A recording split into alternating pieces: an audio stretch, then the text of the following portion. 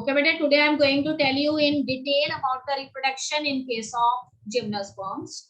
So I am recalling the topic again. So all of you know very well that gymnosperms, they are the heterosporous type of plants.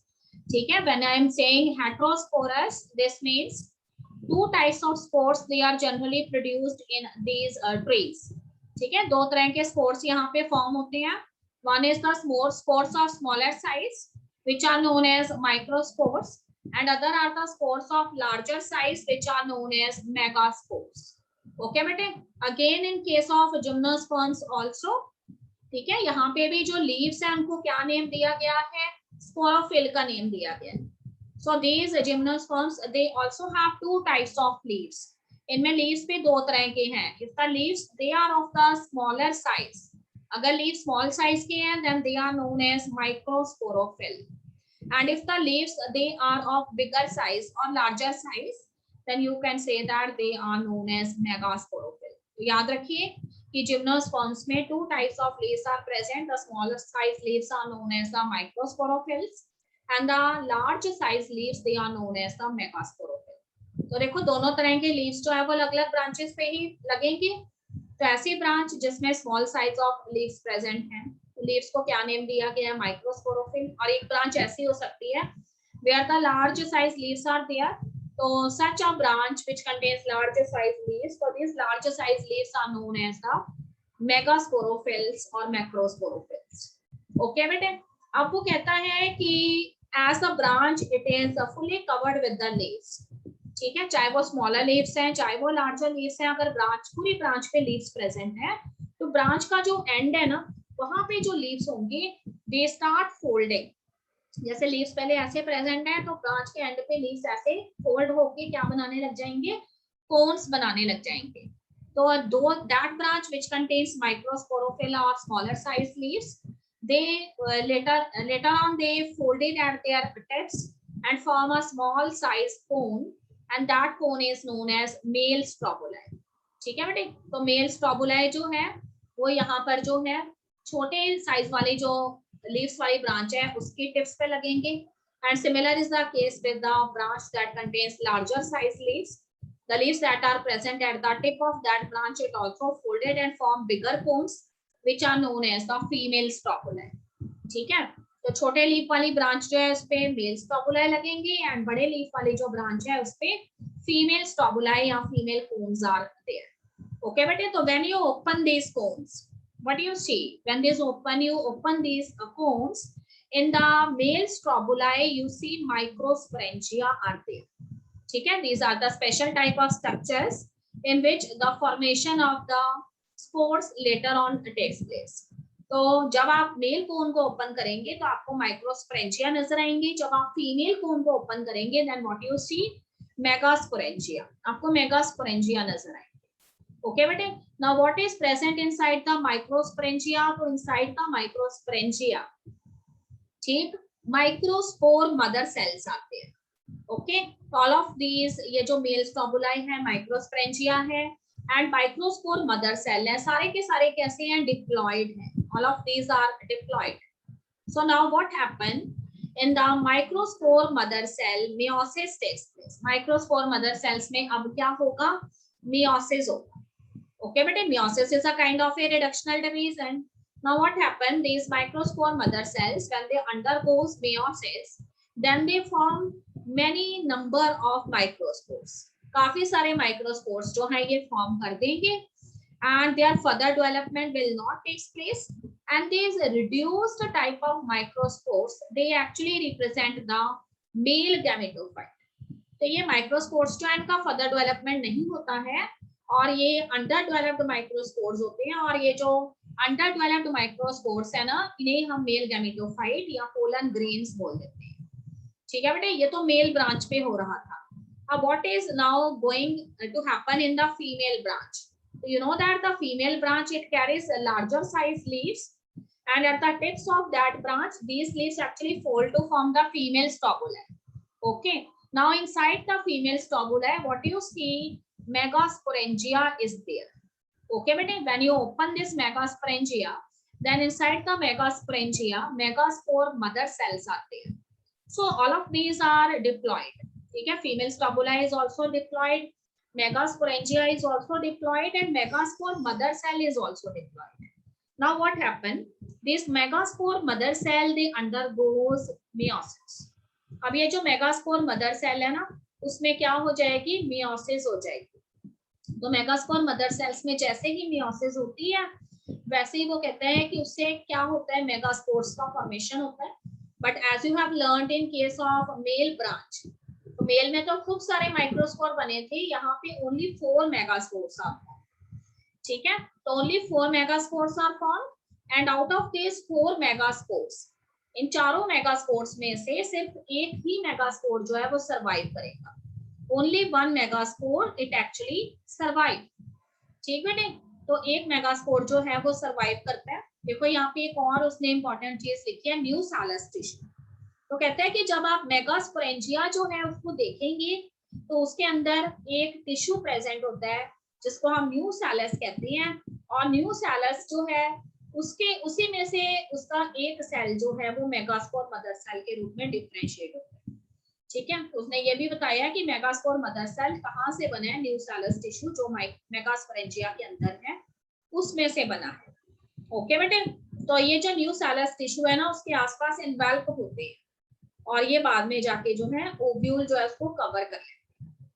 Okay, अब देखो क्या हुआ, megaspore mother cell में meiosis हुआ, 4 megaspore बने, 3 की death हो गई, डीजनरेट हो गई because of lack of nutrition, and only 1 megaspore survive. सिर्फ एक ही मेगास्पोर जो है वो सर्वाइव करेगा। So this megaspore which is actually present, surviving megaspore which is actually present in the megasporangium, ये किसको रिप्रेजेंट करेगा, यहाँ पे फीमेल गैमेटोफाइट को रिप्रेजेंट करेगा।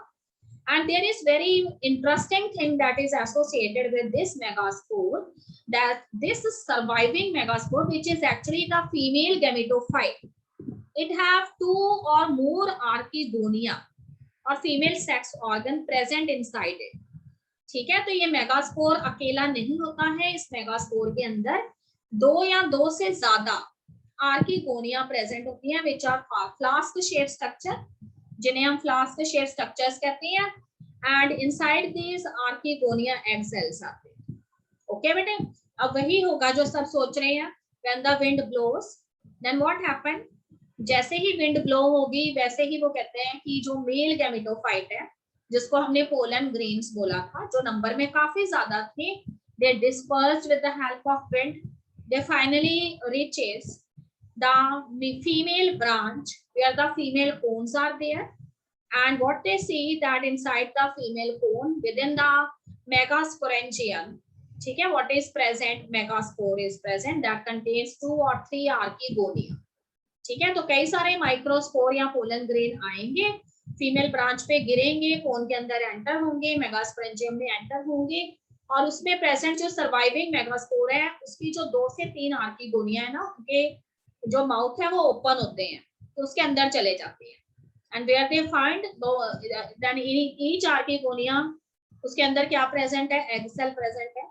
तो ये जो पोलन ग्रेन्स है वो उन एग सेल्स के साथ फ्यूज करते हैं, और फ्यूज होने के बाद दे फॉर्म द जाइगोट। ठीक बेटे, because these trees are actually the gymnospermic trees, तो जाइगोट जो है उसका फॉर्मेशन होने के बाद वहीं पे चीज जो है फर्टिलाइजेशन जो है वो स्टॉप नहीं होती है। ठीक है, तो in fertilization the male and female gametes they actually fuse. तो यहाँ पे मेल एंड फीमेल गैमेट तो हम एक्चुअली कह नहीं सकते, बिकॉज हमने यहाँ पे आपको बताया था कि it is a reduced type of microspore, ठीक है, which is known as pollen grain, so it is actually represent the male gametophyte। तो और यहाँ पे आपको ये भी बताया था कि फीमेल गैमेटोफाइट किसको बोला गया है, तो फीमेल गैमेटोफाइट जो है वो सर्वाइविंग मेगास्पोर या ओव्यूल को बोला गया है।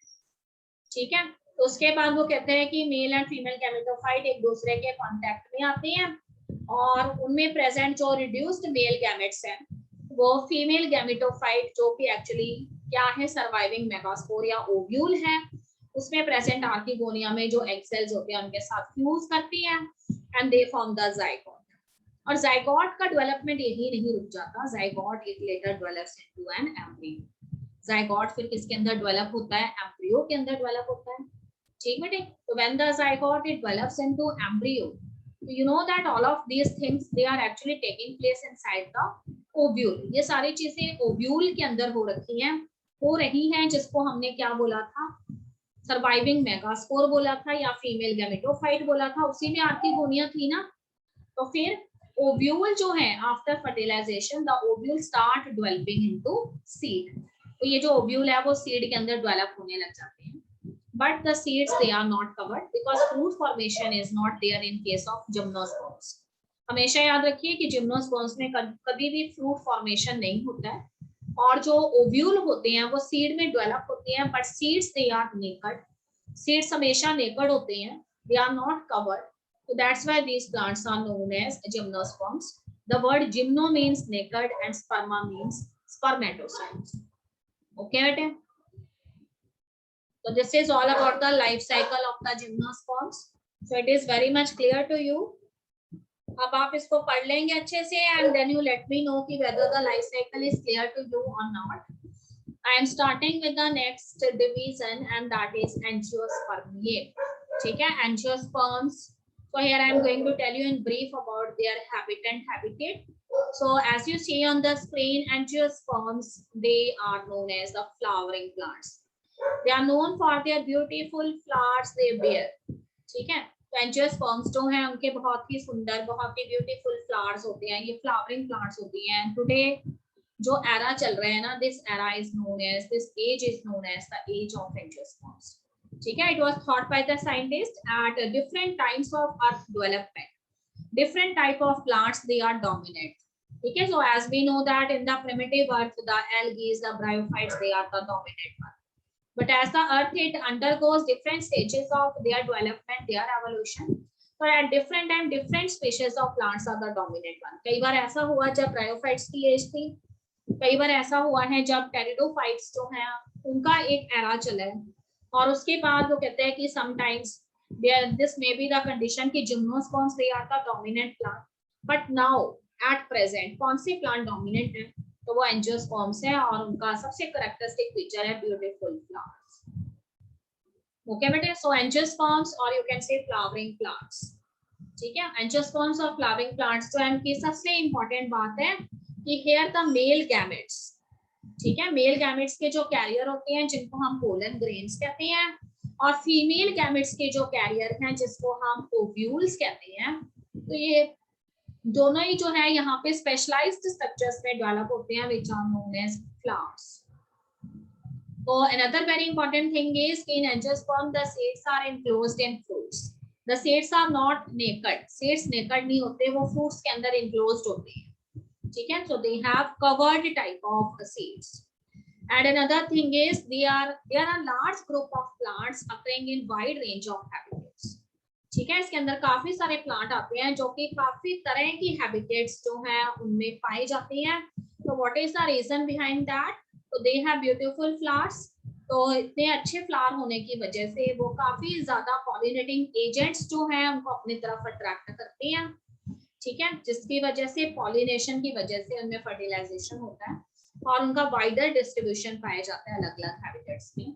They have certain important adaptive features present in them. Because of this, they are able to adapt themselves in different type of climatic conditions that are present or prevailing in their habitat. Okay, students.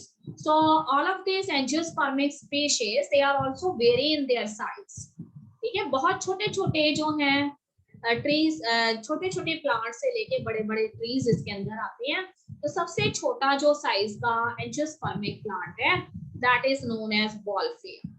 ठीक है, और tall trees जो है इसमें eucalyptus tree भी आ जाती हैं जिनकी हाइट 100 मीटर से भी ज्यादा हो सकती है। तो वॉल्फिया जो है वो हमारे थंब से भी छोटा फ्लावर होता है, छोटा सा प्लांट होता है। ठीक है, फिर भी ये फ्लावर्स को बियर करते हैं टॉल ट्रीज में। यूकैलिप्टस ट्री सभी स्टूडेंट्स ने देखा हुआ है जिसको हम पंजाबी में सफेदे का पेड़ कहते हैं। ठीक है, 100 मीटर से भी ज्यादा हाइट रहेगी। फिर देखिए बेटे, two classes are present in angiosperms, one is dicotyledons and second is monocotyledons. Di means two and mono means one. तो dicotyledons means कि सीड जो है उसमें 2 cotyledons प्रेजेंट होती हैं, सीड के 2 पोर्ट्स होते हैं। ठीक है, तो उसको डाइकॉट प्लांट कहते हैं, और जिसमें 1 cotyledon सिंगल cotyledon प्रेजेंट है या फिर एक सिंगल सीड कोट प्रेजेंट है, उसको हम मोनोकॉट कहते हैं। तो डाइकोटिलेडॉन्स जो है उसमें सारे के सारे टेरेस्ट्रियल प्लांट्स आ जाते हैं, और जो मोनोकॉटिलेडॉन्स है उसमें मोस्टली ग्रासेस की स्पीशीज आती है। सी the different type of flowers that you generally see in the angiospermic plants। तो उसमें आप कुछ फ्लावर्स जो है वो आपको फेमिलियर है, ठीक है बेटे। Lotus flower, bottle lily is there, then China rose, hibiscus is there, ठीक है। इसके अलावा देखो यहाँ पे आपको डॉग फ्लावर नजर आ रहे हैं और पॉपी फ्लावर्स आपको नजर आ रहे हैं। देन आपको यहाँ पर जो है, ठीक है, अलग अलग फ्लावर्स जो हैं वो नजर आ रहे हैं, जो जनरली आपने अपने जगह पे देखे होंगे हैं। ये देखिए डाइकॉट्स की अगर हम बात करें तो dicots are characterized by seeds having two cotyledons। Dicots are such type of angiospermic plants जिसमें कि ऐसे सीड्स प्रेजेंट हैं which have two cotyledons, दो cotyledons होती हैं इसके अंदर, ठीक बेटे। लीव्स जो है उनमें reticulate venation is there. So what do you mean by the term reticulate variation? Reticulate variation means कि when you see the lamina of the leaf, जब लीफ का आप एक्सपेंडेड पोर्शन जिसको कि हम लैमिना कहते हैं उसको देखेंगे तो उसमें आपको जो है बहुत सारी वेन्स और वेनलेट्स नजर आएंगी, ठीक बेटे। तो उसमें एक मेन वेन होती है और उसमें से कई सारी वेन्स निकलती हैं और उन वेन्स में से फर्दर वेनलेट्स निकलती हैं। तो एक network of vein and venlets are there in the leaves, so such type of variation is known as reticulate variation, ठीक है। तो मोस्टली वो कहते हैं कि इसके अंदर जो लीव्स हैं वो टेट्रामेरस भी हो सकती हैं एंड पेंटामेरस भी, मतलब 4 लीव्स हो सकते हैं या फिर 5 लीव्स या 5 पत्तियां हो सकती हैं, ओके। उसी तरह से फ्लावर के अंदर भी जो फ्लोरल पार्ट्स हैं, फ्लोरल लीव्स हैं, वो भी 4 हो सकते हैं या फिर फ्लोरल लीव्स जो हैं वो 5 हो सकते हैं। बताइए मुझे एक ऐसे फ्लावर का नाम जिसके अंदर आपको 4 फ्लोरल लीव्स नजर आते हैं। यस स्टूडेंट, एक ऐसा फ्लावर जिसमें आपको 4 फ्लोरल लीव्स नजर आते हैं, कलरफुल लीव्स, कौन सा फ्लावर है? एक क्लू दिया जाता है आपको कि वो फ्लावर हमें विंटर के अंदर नजर आता है, विंटर सीजन में वो फ्लावर हमें नजर आएगा अपने फील्ड्स में, और येलो कलर का फ्लावर है। अब बताइए कौन सा फ्लावर है? हाँ जी, नो आइडिया।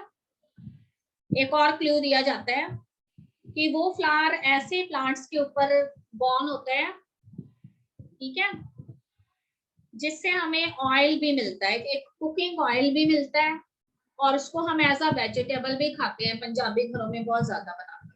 अब कौन सा फ्लावर है? Yes, it is mustard flower, ठीक है बेटे। सरसों जिसे हम कहते हैं, साग सभी बच्चों ने देखा हुआ है, जितने पंजाबी बच्चे हैं, तो उसमें येलो कलर का फ्लावर लगता है, मस्टर्ड फ्लावर। वो एक टेट्रामेरस फ्लावर का एग्जांपल है, 4 उसके फ्लोरल लीफ होते हैं। पेंटामेरस फ्लावर भी सभी स्टूडेंट्स को पता है, चाइना रोज के अंदर 5 लीव्स हो सकते हैं, ठीक है बेटे, फ्लोरल लीव्स हो सकते हैं। फ्लोरल लीव्स की बात करती हूँ मैं, जो कलरफुल लीव्स होते हैं, ठीक, ओके बेटे। तो उसके बाद देखो मोनोकॉट्स की अगर हम बात करें तो monocots they are characterized by single cotyledon. Monocots जो है उसमें 2 कॉटिलेडॉन्स नहीं होती है, ठीक है, सिर्फ एक सिंगल कॉटिलेडॉन होती है सीड के आसपास। और दूसरी चीज, और ये सिंगल कॉटिलेडॉन जो है उसको एक स्पेशल नेम दिया गया है in case of monocots, it is known as scutellum, ठीक है, स्कूटैलम। चैप्टर 5 के अंदर मैं फिर से डिटेल में बताऊंगी आपको मोनोकॉट एंड डाइकॉट सीड्स के बारे में, then you will not forget, okay. Parallel venation is a characteristic feature of monocot leaves, ठीक है। All of you have seen the leaves of banana, सभी बच्चों ने बनाना लीव्स देखे हुए हैं, ठीक है। कई बार हमें फूड सर्व किया जाता है बनाना लीव्स पे। और you have also seen the leaves of this bamboo tree के लीव्स आपने देखे हैं, बांस के। तो इनके लीव्स को ध्यान से देखिए, व्हाट यू सी, इसमें कोई भी मेन वेन नहीं होती है, all the veins they are starting from a single point and they run parallel. तो such type of leaves they have parallel venation, ठीक बेटे। ट्राइमेरस फ्लावर्स होते हैं इनमें जनरली। अगर मैंने ट्राइमेरस फ्लावर का एग्जांपल देना है तो मैं पॉपी फ्लावर का एग्जांपल दे सकती हूँ, मैं ट्यूलिप फ्लावर का एग्जांपल दे सकती हूँ, ठीक है। हमारे स्कूल जो है उसके बाहर की जो बाउंड्री है वहां पे रेड कलर के ट्यूलिप फ्लावर्स लगे हुए हैं, अगर स्टूडेंट्स को याद है तो these are the example of the monocots, okay student. तो here I am showing you the colourful diagram of the flower जो आप पिछले कई सालों से बनाते आ रहे हैं, ठीक बेटे। तो यहाँ पे देखिए फ्लावर जो है, टिपिकल फ्लावर जो है उसमें आपको so many floral parts that are visible to you, you are also familiar with this. Okay बेटे, so see this is the stalk like portion of the flower, जहां से आप फ्लावर को होल्ड करते हैं। तो that stalk like portion of the flower it is actually known as the pedicel, इसको हम पेडिसल कहते हैं, ठीक है। एंड पेडिसल की जो टिप होती है ना, इट इज समवट स्वॉलन, थोड़ी सी मोटी होती है, and that is known as receptacle, इसको हम रिसेप्टाकल कहते हैं। ओके बेटे, then flower has green leaf like structures and these green leaf like structures of the flower is known as sepals, इसको हम sepals कहते हैं। तो याद रखिए स्टूडेंट, sepals जो है, ग्रुप ऑफ sepals को हम calyx कहते हैं, ठीक है। ग्रुप ऑफ sepals और green leaves they are known as calyx, that is CALYX, calyx। okay student, another is कि beside these green leaves we also have colorful expanded leaves in a flower, ठीक है, having beautiful appearance. So these colorful leaves, bigger leaves, they are known as petals. They are known as petals. So group of petals is known as corolla. Group of petals is known as corolla.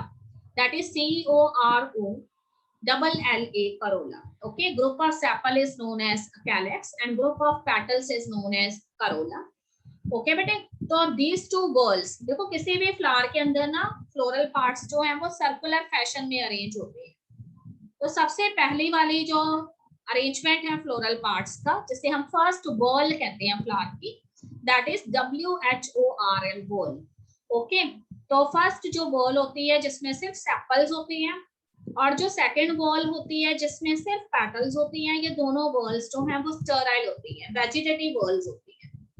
पर अगर हम petal से third वाली ball में चले जाएंगे, then what you see so many stamens, they are growing over there, ठीक है। So these are the different stamens. So how many stamens are there? 6 stamens are there.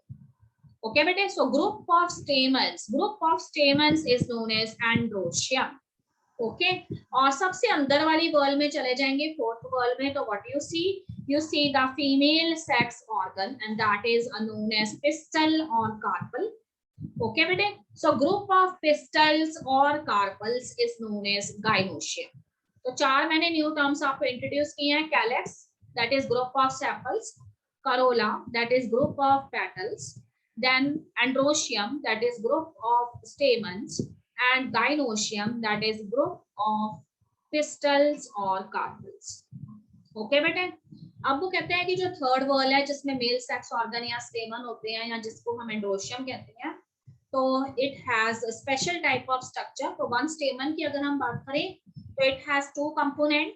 One is a stalk-like portion that is known as receptacle, and another that is the topmost portion having 2 chambers. It is known as anther.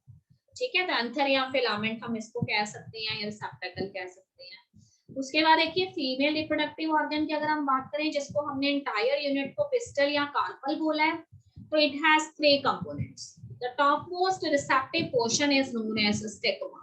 It acts as a landing platform for receiving the pollen grains. Okay, so from the stigma, a stalk-like structure arises, and that is known as style. तो देखिए यहाँ पे आपको style नजर आ रहा है, ये पूरी की पूरी ट्यूब जो है वो स्टाइल की है।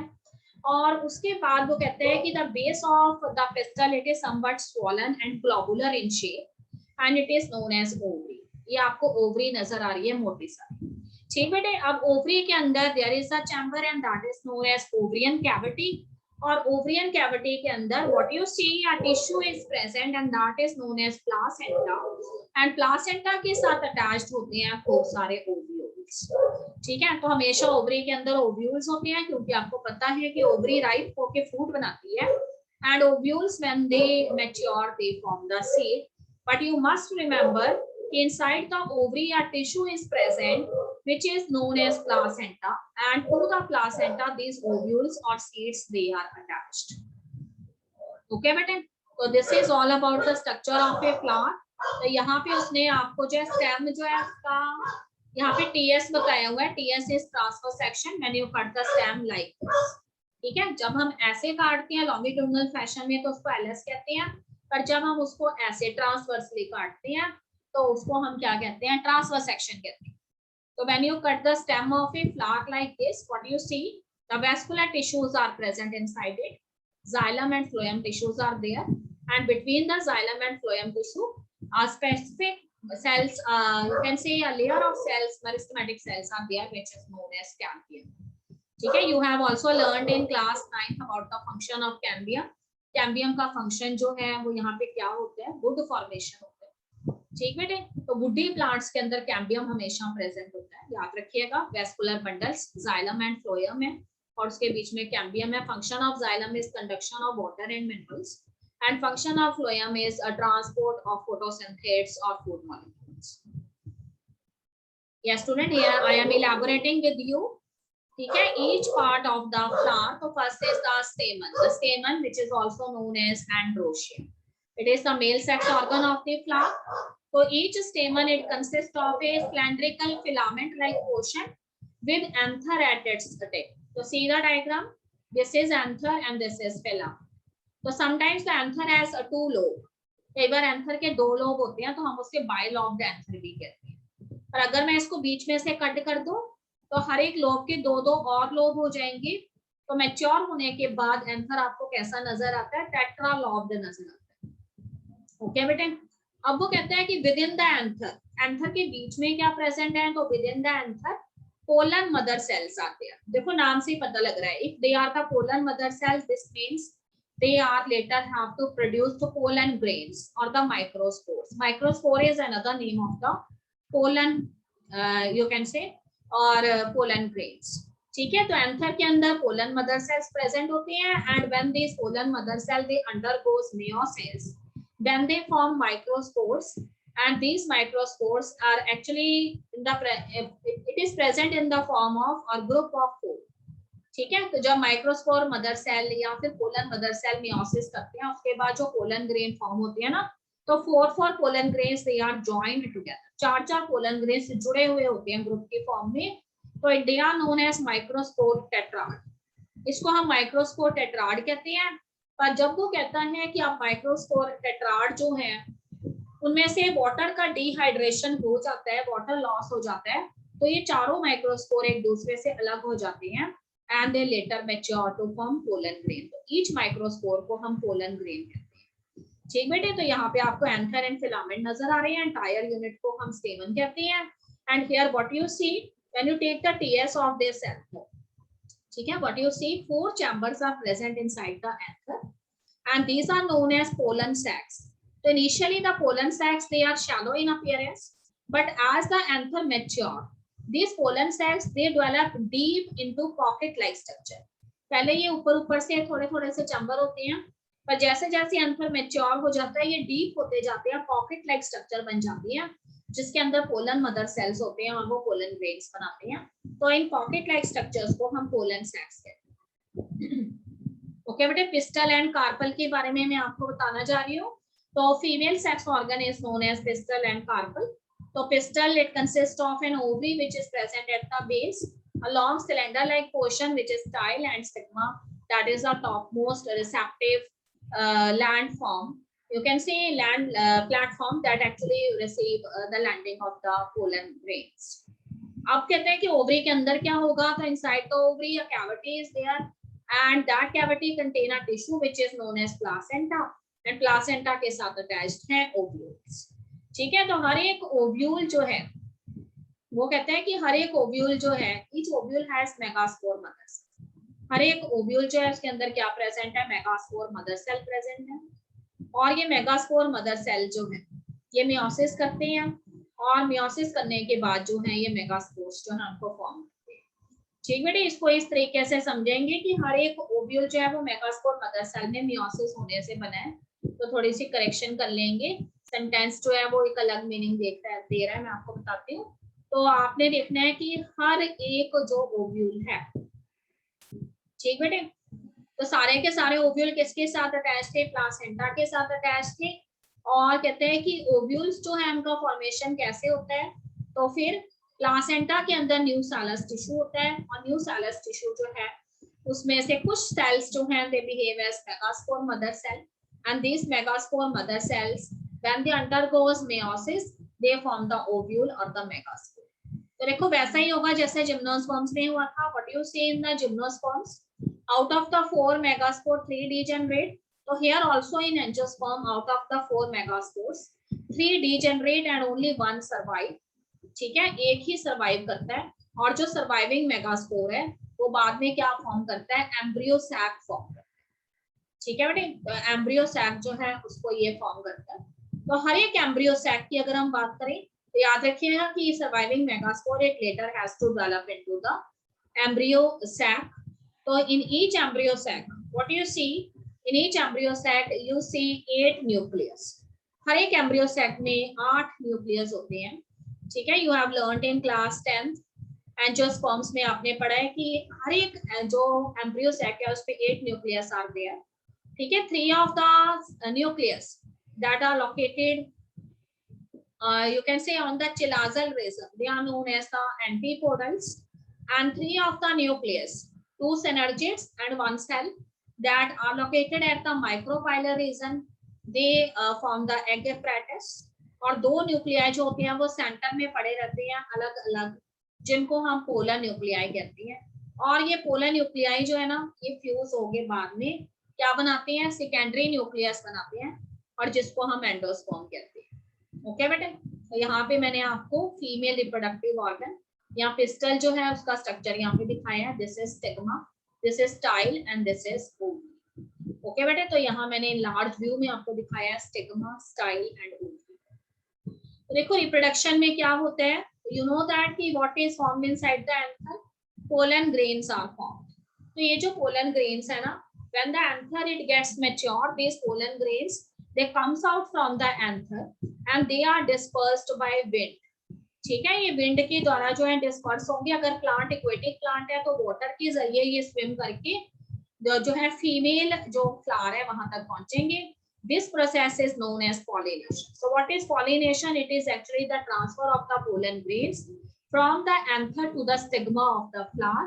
ठीक है, it may be the flower that is present on the same plant or it may be the flower that is present on other plant, but both the plants they belong to the same species. Okay students, so as soon as this pollen grain they fall on the stigma, what this pollen grain do, this pollen grain they germinate on the stigma. इस stigma के ऊपर germinate करते हैं and when they germinate they start producing a tube like structure which is known as pollen tube. ठीक है, तो pollen grain का जो न्यूक्लियस होता है ना वो पोलन ट्यूब के अंदर चला जाता है और पोलन ट्यूब जो है उसके अंदर पोलन ग्रेन का जो न्यूक्लियस है वो डिवाइड करता है, 2 न्यूक्लियाई जो है वो फॉर्म कर देता है. ठीक बेटे, तो एक वेजिटेटिव न्यूक्लियस होता है, एक जो है जेनरेटिव न्यूक्लियस होता है. तो याद रखिएगा कि वेजिटेटिव न्यूक्लियस जो है वो बड़े साइज का न्यूक्लियस है and generative nucleus small size nucleus है. तो पोलन ट्यूब के अंदर पोलन ग्रेन्स जो है उनका जो कैरियो न्यूक्लियस है वो डिवाइड करके 2 न्यूक्लियाई फॉर्म करता है. Vegetative nucleus is of larger size and generative nucleus it is of smaller size. अब आप याद रखेंगे कि वेजिटेटिव न्यूक्लियस में कुछ भी नहीं होगा and the generative nucleus it further divides.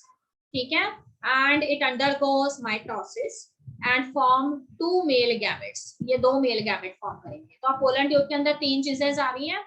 One is vegetative nucleus and another is 2 male gametes which are formed by division in the generative nucleus and it is a mitotic division. ठीक बेटे, तो when this pollen tube it enters into the ovule, जब ये pollen tube जो है वो ovule के अंदर enter करेगी तो what is present inside the ovule? Embryo sac is present. So it penetrates the embryo sac at its micropylar end. ठीक है, and where they found the egg apparatus. तो कहता है कि वेजिटेटिव न्यूक्लियस तो पोलन ट्यूब में ही degenerate हो जाता है पर जो मेल गैमेट्स हैं वो एंटर कर जाते हैं एम्ब्रियो सैक में. 1 male gamete fuses with egg cell and form zygote and other male gamete fuses with 2 polar nuclei and form endosperm. ठीक है, और जाइगोट लेटर ऑन एम्ब्रियो में डेवलप होता है. तो उसके बाद ओव्यूल जो है वो सीड बन जाता है एंड ओवरी जो है वो फ्रूट बन जाता है. तो this is all about the life cycle of this